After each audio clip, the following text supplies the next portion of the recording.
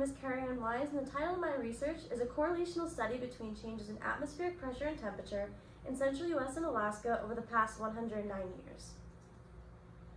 Climate change has had major impacts on the world and the organisms living in it. Many people believe that climate change is just increasing temperature. However, it's much more complex than that. Climate change is defined as a long-term shift in temperature and weather patterns. This shift in temperature and weather patterns can be natural changes that occur in our environment. However, the increased production of human-caused greenhouse gas emission has caused this rate of climate change to rapidly increase at unstable levels, creating unstable habitats for animals and plants. Another common misconception about climate change is that temperature is the only factor. However, there are many more factors that are included in climate change. For example, air pressure or atmospheric pressure is also a leading factor in climate change, weather, and wildlife. Atmospheric pressure is responsible for the formation and consistency of weather patterns. And since weather patterns are a key factor of climate change, this could mean that atmospheric pressure is another key factor of climate change. In my initial research of climate change, many results came back with temperature change, but this is a widely studied theory and has been proven that temperature change is occurring. However, a few studies looked at atmospheric pressure, but very few of them looked at atmospheric pressure and temperature together. Since both are known factors of climate change, I wanted to examine if there was a correlation between these changes in atmospheric pressure and temperature. My research question is, how will atmospheric pressure correlate to changes in temperature in central US and Alaska over the past 109 years? It is hypothesized there is a strong correlation between atmospheric pressure and air temperature in both the United States and Alaska over the past 109 years. The locations I chose to study were North Platte, Nebraska in central US and North Pole, Alaska, also in the US. These locations were chosen based off an article by Philip Ball in 2003, which stated that air pressure had supposedly increased in some locations and decreased in others. I wanted to choose two locations, one where pressure had increased, which would be central US, and one where pressure had supposedly decreased, which would be Alaska. The time frames studied were 1900 to 1909, 1950 to 1959, and 2000 to 2009. These three time frames, spanning 10 years each over a 109-year period, give an accurate representation of the past 109 years of data, but due to limited data and data consistency, these are the best three time frames to study. The data was collected from two resources. NOAA, National Centers for Environmental Information, had our temperature data, and the pressure data was collected from NCAR Research Data Archive.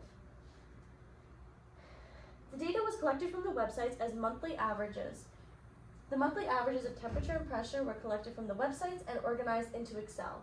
Yearly averages were then determined, as you can see by this table on the right. This shows the yearly averages for central US of 1900 to 1959.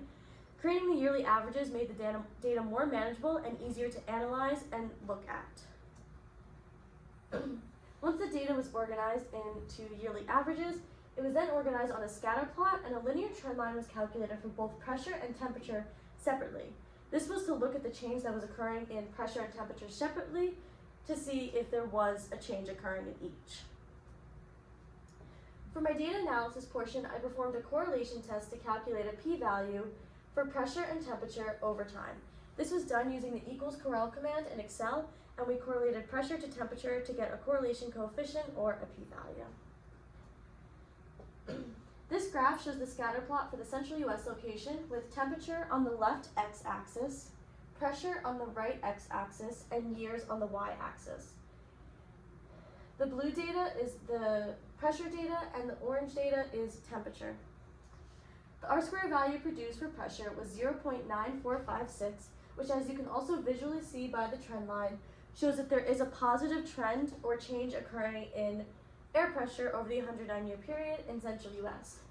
However, for temperature, the R-squared value was 0.0207, which, as you can see by the trend line, there is not a strong or really any sort of increasing or decreasing trend occurring in temperature over the 109-year period. This is the same scatter plot with temperature on the left x-axis, pressure on the right x-axis, and years on the y-axis for the Alaska location. The temperature, which again is represented by the orange, came back with an R-squared value of 0.3196, So although the trend line does look like there is some sort of trend occurring, it is not a strong trend that is occurring.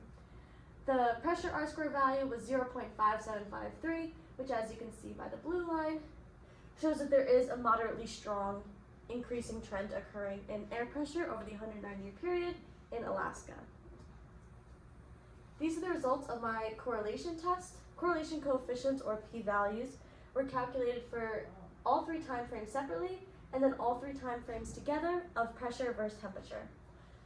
All 8 of my correlation coefficients came back with numbers closer to 0 than 1 or -1, showing there was a weak or no correlation between the changes that occurred in temperature and pressure over the 109-year period in both Alaska and central US. Although the Alaska correlation coefficient for all three time frames did come back as 0.53, since this is very much in the middle, it can't be called a strong correlation between temperature and pressure. Once my correlation coefficients were calculated, I then decided to add on a Tukey test into my data analysis. This would examine the trends that we saw in the graphs of temperature and pressure separately to see if these changes and trends that were occurring were statistically significant. The results showed that for air pressure, in both locations, the trends that were occurring were statistically significant, meaning there was a significant change in air pressure over the 109-year period.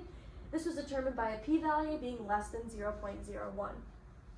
However, for temperature, the Alaska results did show a p-value less than 0.01, showing there was a significant change in the Alaska temperature over the 109-year period. However, the central US location had a p-value of 0.781, so there was not a significant change that occurred over the 109-year period in central US temperature.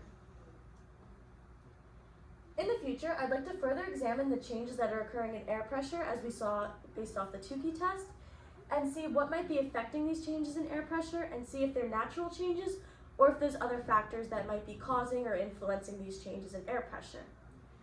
I would also like to correlate pressure to weather patterns. Since air pressure is a key factor in the formation and consistency of weather patterns, I'd like to see if the changes that are occurring in air pressure have any effect on these weather patterns and if it's causing changes to weather patterns as well.